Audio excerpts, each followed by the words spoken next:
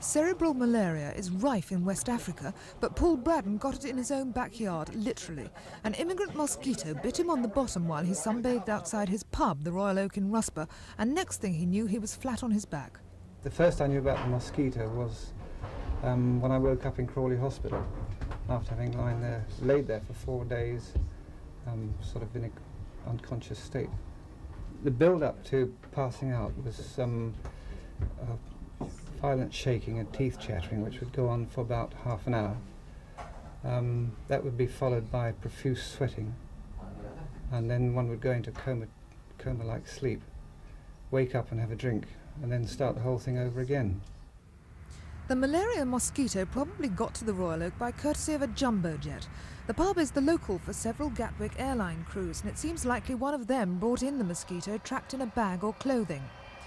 Health regulations say planes must be fumigated before takeoff from countries where malaria is endemic. Mr. Braddon's illness could be a chance-in-a-million fluke, but with the Horsham case coming just 2 weeks later, there are fears that the safety precautions might be breaking down. I think the illness that I had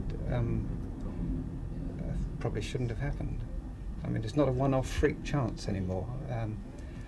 When I was the only one, yes, maybe, but now we learn that there are other cases, and not all from Gatwick. Then perhaps something ought to be looked at. Doctors on the inquiry team say there's no risk of anyone else contracting the disease. But until they find out how one malarial mosquito dropped in for a drink, there's always the chance that another might hitch the same ride. Rita Carter in Horsham.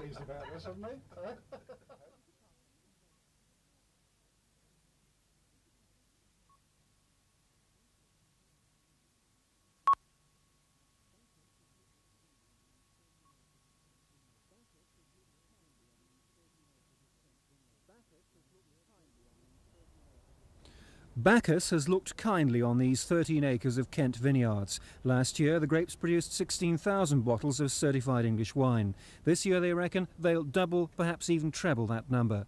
Only the drought of '76 promised quite so much, but it was nipped in the bud by too much rain in the autumn. The key to this year's good start, a mild, damp spring and an absence of that lethal enemy, frost. We were lucky we had no buds lost through frost, and then when it was flowering in July, the sun was out all the time.